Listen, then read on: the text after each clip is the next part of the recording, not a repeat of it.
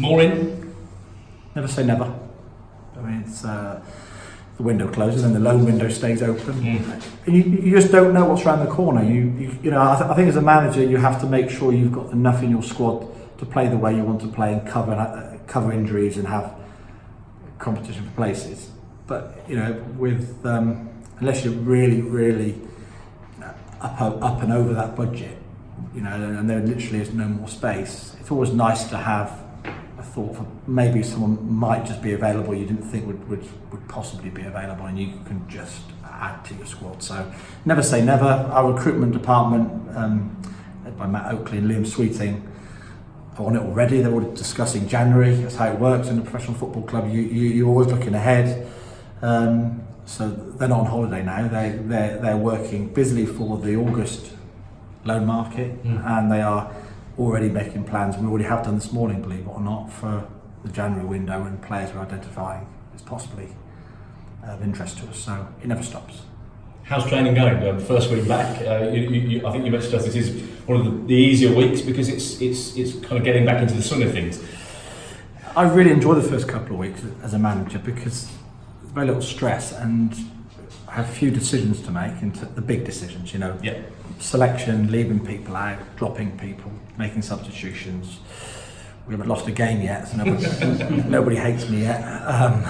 So it's like, this is what I think the sort of perception of what my job is. We all come to training, all the players are motivated, they're ready to go. I blow the whistle, they run as hard as they can, or do as well as they can. They've got a smile on their face and we all go home. It's like bliss. And then in about 3 weeks' time, I start picking teams and start getting the hump because they're not picked. And then it's management, and then there's reality. But at the moment, the sun's shining, the pitches are perfect, everyone's got something to play for.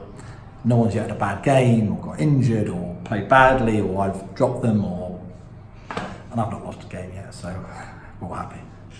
When you first arrived at Milton Keynes Dons, you didn't necessarily say it, although we did talk about it. You talked about making your defensive unit very strong in League Two. That was where you would start everything from. And it appears with players like Bailey Cardwell coming back and hopefully Jordan Moore-Taylor in the future, and the additions that you've made, that you're doing exactly the same in League One. You're starting at that very solid base at the back. Yeah. I think you have to be an incredibly unusual team, a special team to, and there's probably only 2 or 3 teams in world football that can say that they dominate with the ball, and they, you know, their game is having 80-90% of possession. The rest of us, we're forever dealing with the balance between attack and defence, and you know, I'm not too proud to say it that, you know, a clean sheet is worth points.